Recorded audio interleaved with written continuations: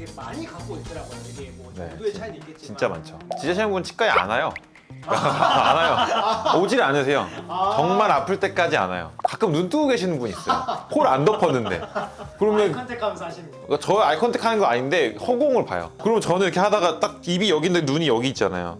엄청 신경 써요. 왜냐면 제가 치료하는데 누가 째려보는 느낌이 들어서. 코 덮는 게 진료를 위해서 의무적으로 해야 되는 그런 건 아니네요. 그거 말고도 날카로운 기구들이 딱 떨어졌는데 눈으로 떨어질 수도 있잖아요. 근데 코 덮여 있으면 좀 보호가 되고 뭐 약품이 떨어질 수도 있고 딱 그 입에만 집중할 수 있게 나머지는 신경 안 쓰게 할 수 있는 것도 있고 없으면 불편해요 좀. 뭐 원장님 생각하시기에는 왜 유독 치과만 공포증이 이렇게 많이 있는 건가요? 제 생각에는 일단 약간 이미지 자체가 좀 그렇게 된 것 같아요. 사실 피부과 가면 거의 주사 엄청 놓거든요. 피부과 공포증으로 심해가지고 못하는 분 잘 없어요. 내가 받고 싶은 진료는 아파도 다 해요. 약 써서 얼마나 아파요. 다 한단 말이에요. 근데 치과는 가기 싫은 이미지가 그냥 정립된 것 같아요. 또 라미네이트는 또 약간 심미의 영역이잖아요. 네. 그건 다 받으세요. 다.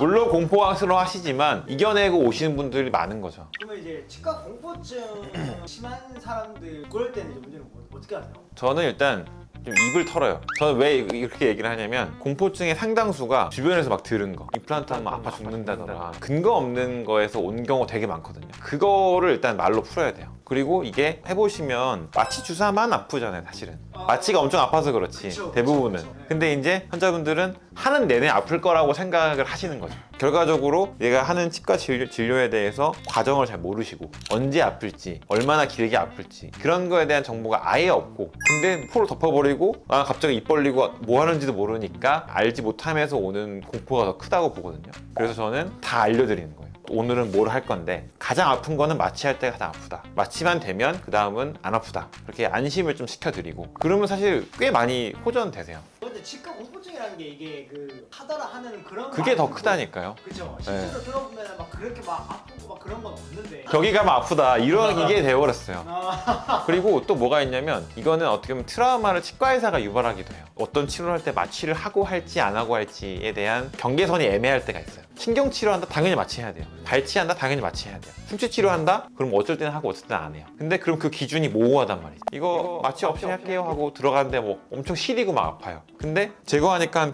거의 다 됐어. 그러면 거의 다 됐는데 마취 없이 하시죠 해가지고 그냥 넘어갈 수도 있잖아요. 네. 저는 그래서 좀 보수적으로 접근해요. 마취 아예 필요 없는 것 같은 건 안 하는데 조금 마취 가능성 있다 그러면 물어봐요. 마취는 한 번 아프고 그다음에 괜찮다. 근데 마취를 안 하면 괜찮을 수도 있는데 조금 불편함이 있을 수 있다. 그럼 어떤 거 선택하겠냐 하면 저는 그거 그대로 따라가요. 대부분 마취하지 않나요 그러면? 아닌 분도 있어요. 남성분들이 좀 주로 버텨볼게요. 약간 보통은 잘 버티나요? 버티세요 거의 다. 네, 근데 이제 이게 뭔가 애매한데 마취할 가능성이 좀 높다 하는 거는 제가 좀 유도를 하죠. 하다가 이거는 마취 안 하면 아프겠는데 하는 그런 있죠. 그런 경우 있죠. 그럼 중간이라도 마취하세요? 마취하죠. 네. 충치가 겉으로는 되게 얕아 보이는데 파보면 다 썩어 있는 경우도 가끔 있거든요. 그런 경우는 이제 별로 안 아파요 하고 들어가는데 큰일 났다. 이제 제가 거짓말 친 게 된 거니까. 마취만 잘하면 치과는 어려울 게 없어요. 마취만 되면. 회전율 빨리 높이려고 하는 그런 치과는 마취 그냥 냅다 꽂아버리잖아. 그것 때문에 아픈 거잖아요. 마취도 안 아프게 하는 방법이 있거든요. 근데 저는 병원에 오자마자 아버지 방식대로 다 배웠거든요. 근데 저는 해보면 마취 안 아프게 한다는 말을 진짜 많이 듣긴 해요. 아닌 경우도 있지만 비율로 치면 되게 많이 듣는 편이긴 해서 치과 공포증 심했던 그런 분들이 있을까요? 실신 나는 거 완전 의식을 잃은 건 아닌데 거의 축 늘어져가지고 막 그런 분도 있고 또 막 주물러주고 막 그런 분들은 그냥 기다려요. 기다리면 돌아가요. 네. 그러니까 아예 막 의식이 사라지고 호흡이 막 뭐죠? 그러면 이제 응급 상황이지만 이런 거는 보통은 기다리면 다 진정되는 편이어가지고. 공포증이 성인보단 애들이 좀 더 많지 않아요? 근데 저는 비율이 아이들 진료가 많지는 않아서 그 아이 진료를 많이 안 하는 편이긴 한데 생각보다 성인들 되게 많아요. 그래요? 네, 되게 많아요. 다른 데 보니까 치과 공포증을 좀 이제 극복하게 하려고 치과 기구들을 직접 다 만져보게 해주더라고요. 그것도 방법이죠. 소아치과에서는 그런 거 많이 해요. 오늘 뭐 할 거야 하면서 손톱 위에다가 다듬는 거 하는 거야 하면서 이렇게 해보고 안 아픈 거를 인식시켜주고 그런 건데 말이 안 통할 때 하는 거죠. 성인들한테까지 굳이 할 필요는 없는데 성인들도 좀 손톱에 긁어주면 보이지 않을까요? 성인들은 한 적은 없긴 한데 저 안 돼 하면 해봐야죠 한번. 네. 간혹 소리에 좀 무서움을 느끼시는 분들도 네, 그런 분들은 본인이 노이즈 캔슬링 이어폰 끼고 하세요. 대신에 그런 분은 소통이 안 돼요. 환자분, 네, 환자분 중 한 분은 그분은 이제 성인 여성분이고 공포증이 되게 심하신데 딱 앉으면 바로 이어폰 끼세요. 본인이 해법을 찾은 거죠. 진료하는 치과 의사와 친해지면 좀 덜 아프다. 친해진다는 게 긴장이 풀리는 거잖아요. 네, 저는 항상 스몰 토킹 그래서 많이 합니다. 그래서 저는 거의 다 환자분 얼굴 다 기억하거든요. 한 6개월 만에 보통 오시니까 잘 지내셨어요? 간단하게 하고 시작하면 환자분도 긴장 엄청 많이 풀려요. 친해졌다는 거는 결국에는 긴장이 풀리는 거죠. 몇 마디 나눈 것 자체가 차이가 크겠네요. 띵 눌러서 그냥 넘어간 다음에 바로 마취하는 거랑 네, 네, 그거 기계처럼 하는 거랑 네, 오늘 뭐 날씨 좀 덥죠? 하고 네 그렇게 하면 오늘 뭐 잇몸 치료 할 건데 마취 4방 놓을 건데 그 중에 3방은 좀 아프고 한 방은 좀 더 아파요. 제가 아플 때마다 말할게요 하고 들어가면 완전 다르죠 그건. 저도 치과 갔을 때 누워서 기다리면 네. 그거 진짜 그리고 더 무서워요 그게. 맞아요. 그 저도 수술 몇 번 이제 해봐가지고 수술대에 누워본 적이 있거든요.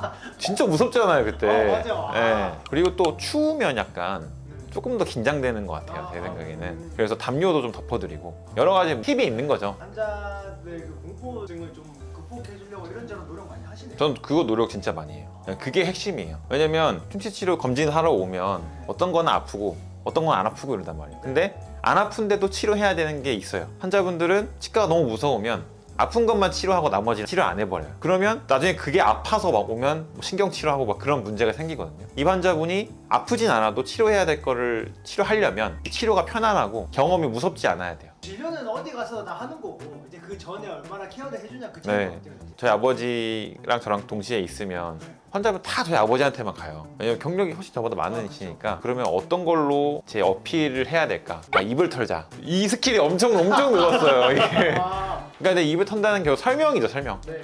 저는 네이버 리뷰를 보면 설명을 잘해준다, 뭐 친절하다 이런 리뷰가 많거든요. 근데 그게 저는 제일 좋은 것 같아요, 저한테. 치과 공포증을 극복하려면 가장 중요한 건 뭐라고 생각하세요? 저는 그 설명, 오해를 풀어드리는 게 제일 중요한 거죠. 저는 아버지한테 제 계속 치과 치료를 받았잖아요. 가끔 마취도 안 하고 그냥 충치를 하시고 저는 다 경험해봤어요 그거를. 그렇기 때문에 저는 아는 거죠. 어디서 무서운 포인트가 있는 건지. 저는 항상 환자분의 몸의 반응을 다 보거든요. 제가 여기 딱 찔렀을 때 많이 아프면 이렇게 움찔하거나 이렇게 손을 꽉 잡거든요 이렇게. 아니면 몸을 이렇게 막 움츠리거나 그런 반응들이 있잖아요. 네. 그거 보면서 이분은 여기 찔렀을 때 좀 많이 아파하시는구나 이런 것들을 다 체크하는 거죠. 저는 눈치 엄청 봐요 환자분들. 눈치 진짜 많이 봐요 저는. 그 우리 운전할 때 사이드미러 계속 보잖아요. 네. 네, 저는 거의 그거 보듯이 계속 봐요. 아, 손 이렇게 꽉 찌는 거나 네. 막 이런 움찔하는 거 다 봐요 저는. 만약에 제가 마취가 좀 덜 됐는데 하고 있는데 환자는 마취가 너무 더 아플까 봐 무서워서 참고 있는 거라면 그럼 몸은 반응이 일어나요. 아프니까. 근데 막 참고 있는 거예요 본인은. 그러면 그것도 트라우마 생기는 거예요. 마취 더 하는 거 안 아프니까 무조건 얘기하라고. 그렇게 해서 마취 더 하고 하면 이제 반응이 없어지는 거죠. 이런 반응들이. 그러면 이제 편하게 할 수 있는 거죠. 진료에 집중하기 위해서 마취를 더 열심히 하는 것도 있는 것 같아요. 생각보다 원장님 환자들 케어를 많이 해주시는 네, 그거는 치과 의사가 어떻게 하냐에 따라서 엄청 달라지기 때문에 저는 그게 좀 자신 있습니다. 왜냐면 그 치료할 때는 T가 아닌가 봐요. 치료할 때는 100% F입니다. 네. 서비스 마인드도 있고 이런 금전 앞에서는 MBTI도 바뀔 수 있기 때문에 근데 이제 설명할 때는 T적인 면도 많이 보여주긴 하는데 저희 아내한테도 안 보여주는 F의 모습을 환자분한테도 다 보여주고 있습니다.